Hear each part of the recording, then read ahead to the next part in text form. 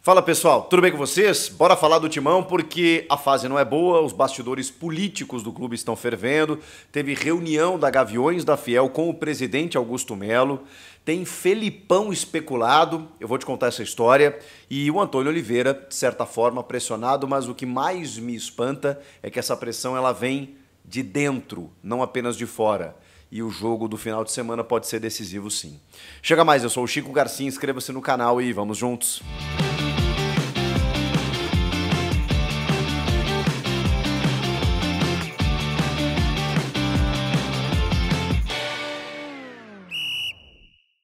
Pessoal, a situação não está fácil para o Corinthians, para o presidente Augusto Melo, tem muita pressão política para derrubar o diretor Rubens Gomes, o Rubão, na verdade essa pressão faz ele próprio, né? Com tantas barbeiragens desde o início da gestão, com palavras mal colocadas, distanciando o próprio presidente Augusto Melo do seu diretor estatutário e a pressão muito forte para que ele seja derrubado, mas, segundo a Gazeta Esportiva, o Augusto até deu uma recuada nesse sentido, mas ele vai ter que tomar uma decisão, porque isso também faz parte do ambiente bélico que acontece, né, em relação ao Rubão, que desagrada gregos e troianos, né, impressionante. Só que o fato dele tirar o seu diretor de futebol nesse momento, ele também enfraquece o seu lado político e fortalece a oposição, porque daqui a pouco o próprio Rubão pode se tornar oposição. E a oposição se fortalece na medida em que você gera uma instabilidade na gestão. Então, é uma jogada de xadrez muito bem pensada, que precisa ser bem pensada pelo presidente Augusto Melo. Tirar o Rubão é melhor do que deixar o Rubão. Nesse momento, é isso que o Augusto está pensando depois de ter falado de cabeça quente lá no Nabi Abichedi, depois da derrota para o Bragantino, que ia mudar tudo. E o ia mudar tudo se referia exatamente ao Rubens Gomes, que já não tem mais relação entre os dois. Ele estava afastado aí por conta da dengue, já está sendo liberado aos pouquinhos aí para retomar os trabalhos no CT, e agora, né, nos próximos dias, o Augusto Melo vai tomar essa decisão se permanece ou não com ele. Permanecendo, ele vai continuar recebendo muita pancada de conselheiros, de pares políticos, e se tirar, vai ter o problema, né, a consequência de alguém querer empurrar para ele um diretor estatutário de um outro grupo político, ou o Rubão virar oposição e se voltar contra o presidente. Cara, impressionante. É uma loucura. Vocês acham que isso não entra em campo? Porque o Rubão é o cara do vestiário, teoricamente, né? A gente sabe que o Fabinho Soldado hoje já faz essa ligação muito forte com os jogadores, entre atleta e diretoria, até por ter sido ex-atleta, o cara que contratou desde que chegou, que faz esse trabalho de campo. O Rubão não tem tido mais tanta proximidade assim, mas ele é o cara que tira fotinho aí com os reforços anunciados, é o cara que encosta nos jogadores, é um homem de confiança do presidente. Quando cai esse cara, como é que vocês acham que o elenco recebe? Enfim, teve reunião da Gaviões da Fiel nesta noite no Parque São Jorge com o presidente Augusto Melo. A gente sabe também, gente, que por que isso vira notícia? A Gaviões da Fiel se reuniu com o presidente na sala da presidência. Essa reunião poderia ter sido no CT, com o elenco, com a comissão técnica, com alguns jogadores. Isso já cansou de acontecer. Mas foi entendido nesse momento que ainda não era a hora. E quando eu digo foi entendido, é pela própria torcida. Porque é uma torcida que a gente sabe que é muito engajada e que quando ela solta a mão de um presidente, de um treinador, de alguns jogadores, a pressão que o estádio adquire, o estádio, inclusive, se expandindo para fora dos muros do estádio, ela também tem a ver com a postura da organizada, da principal organizada do clube. Então, ela sim dita os rumos, muitas vezes políticos, muitas vezes técnicos de um time. A Gaviões soltou uma nota falando da pauta dessa reunião. Primeiro eles falam, né, que ela esteve, a torcida, né, no Parque São Jorge, reunião com o presidente Augusto Melo, com o diretor de marketing Sérgio Moura, para exigir posicionamento à fiel torcida sobre medidas que serão tomadas sobre o atual momento do clube. É claro que a pauta principal é o atual momento, né? O time não ganha nenhum jogo, não faz nenhum gol. O Antônio Oliveira não ganhou de nenhum time de Série A ainda até esse momento. O desempenho é sofrível. Alguns jogadores, individualmente falando, faliram, não conseguem mais jogar. Taticamente, o time também involuiu. Realmente algo precisa ser feito. E aí tem os assuntos aqui que foram listados pela torcida: gestão da equipe administrativa, medidas que serão tomadas para desvios de condutas dos dirigentes, enfatizando o caso do diretor de futebol Rubens Gomes. Gestão financeira do clube, em especial do departamento de futebol, planejamento da direção para a temporada de 2024. Até aqui nada de novo, né, gente? Tudo que a gente já conhece, já sabe. E aí tem a nota final de rodapé da torcida dizendo: seguimos acompanhando os próximos passos para que seja apresentado um plano de ação estruturado para sairmos dessa situação. O apoio durante os 90 minutos de jogo não faltará, mas também as cobranças irão acontecer. O que isso quer dizer? Algo que a gente já sabia. Contra o Fluminense, domingo, 4 da tarde, durante o jogo, os caras não param de cantar. Terminou o jogo, aí a gente já imagina o que pode acontecer dependendo do resultado. Corinthians vencendo, segue o jogo.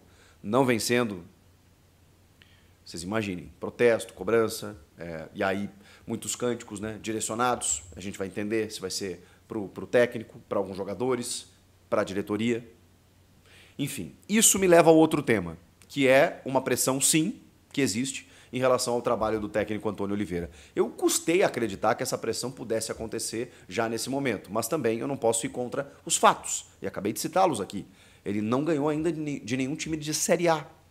E se ele não ganhar do Fluminense, estaremos indo, primeiro, para um jogo em casa, em que você não vence mais uma partida. Segundo, o time ainda na zona do rebaixamento. Terceiro, uma sequência muito negativa e provavelmente de um desempenho ruim. E aí começa aquela gotinha que transborda o copo. Porque aí não é uma coisa só. São escolhas que ele vem fazendo e por que determinadas escolhas, diante de uma reformulação mal pensada, com um time ainda insuficiente, mas mesmo assim, esse time, pelo menos durante o Campeonato Paulista, que a gente sabe que o nível de enfrentamento é outro, mostrou uma cara, mostrou um poder de reação de conquistar algo mais ali na frente. De repente, ele começou a mexer no time, demais, começou a mexer e se perdeu completamente. Até bati no microfone. E se perdeu completamente. Então, tem algo muito estranho acontecendo em relação do comando do Antônio Oliveira, em relação ao seu grupo de jogadores. E quando essa relação ela não é positiva, ela não tem uma perspectiva, não tem muito o que fazer, né? Mas a pressão maior, que ainda não está na arquibancada, pelo menos não tem o sentido aí nos jogos e também na rede social, existe um zum, mas ela é mais interna, de conselheiros, de pressão para cima do presidente, de que daqui a pouco ele pode não ser a solução para a temporada. Mas nesse momento, não é que a pressão é para que ele seja demitido imediatamente. Nesse momento é um sinal de alerta, é um monitoramento, é uma pressão do tipo, não estamos gostando. E quando começa assim, já estamos há um tempo nesse negócio, sei quando começa essa narrativa a ser construída de um técnico que vai caindo aos poucos, porque ele não cai do nada, e aí eu lembro muito bem o Thiago Carpini recentemente, quando ele chega num ponto em que, se ele ganhar o próximo jogo, ele fica. Se não ganhar, talvez seja demitido. Não, ele vai para o Rio, mas se tomar uma pancada lá, já era. Quando começa assim, é questão de tempo. É questão de tempo. E aí é muito complicado isso, porque me leva a crer que o Antônio Oliveira já está com a corda no pescoço. Já está. Ou ele ganha o próximo jogo, ou esse questionamento aumenta. Eu não acho que ele seria ou será demitido caso não vença o Fluminense no próximo final de semana. Acho que não. Mas aí você tem o combo, porque depois ele tem o América de Natal pela Copa do Brasil, que ele deve vencer. Pelo menos é o que a gente imagina. Então, mesmo que ele tenha um insucesso contra o Fluminense e vença o jogo da Copa do Brasil, ele ganha um respiro. Só que aí, vejam a que ponto a gente chega. Ele balança aqui, mas ganha um respiro ali. Bom, se ele não vencer os 2 jogos, dificilmente vai continuar. Se ele vencer os 2 jogos, ele segue. Quanto tempo depois? Também não sei. O grande problema está, me parece, nas escolhas e no desempenho, além do resultado. Então, se o resultado vier e você começar a perceber que, não, peraí, ele achou o time. Não, o time está jogando melhor. Não, tem algumas individualidades que estão aparecendo melhor. Não, a questão Cássio tem que ser resolvida. Ninguém vem a público para falar nada e acho que nem virão mesmo. A gente vai ver no final de semana. Então, daqui a pouco ele começa a mexer, seja no gol, começa a identificar algumas coisas. O Palácios volta para o time, sei lá. O Bidon volta para o time no lugar do Fausto Vera. Não sei. Ele vai ter que fazer alguma coisa. Porque a água começou a subir. E isso é um fato. Isso a gente não pode negar. A água começou a subir. E quando começa assim, ou você estanca, ou se você deixar acumular, acabou. Acabou. É questão de tempo para o Antônio ser demitido. Não acho que é a solução, não acho. O Samir Carvalho trouxe a informação aí que a multa dele é de 2 milhões de reais. Não acho nem que se fosse 10, o Corinthians ia questionar. Porque a do Mano Menezes era altíssima e quando o Augusto quis mexer, ele mexe. Isso não entra no futebol. Os caras se endividam mesmo para poder dar uma resposta para a torcida e não estão nem aí. Então, 2 milhões é uma multa baixa, relativamente baixa, tratando, né, do futebol e dos valores envolvidos. Então, não é esse o problema. O problema é você mudar um técnico agora na metade do ano. Quase na metade do ano, em meio à temporada, para o cara recomeçar tudo do zero. Será que essa é a solução? Mas também tem que ver se o Antônio vai conseguir dar jeito num time que ainda, num elenco que ainda me parece insuficiente, mas que pode jogar mais do que está jogando. Então, os próximos dias, sim, senhoras e senhores, serão decisivos para a permanência ou não do Antônio Oliveira. E no meio de tudo isso, os meus colegas de Band, né, o Leandro Quesada, na Band News FM, e o Veloso, ex-goleiro do Palmeiras, que é comentarista do Donos da Bola, noticiaram que o Corinthians está contatando, pelo menos o Veloso, assim, disse textualmente que o Corinthians contatou o procurador de Felipão para viabilizar o negócio. O Felipão tem um interesse, ainda não fechou, um interesse da seleção mexicana.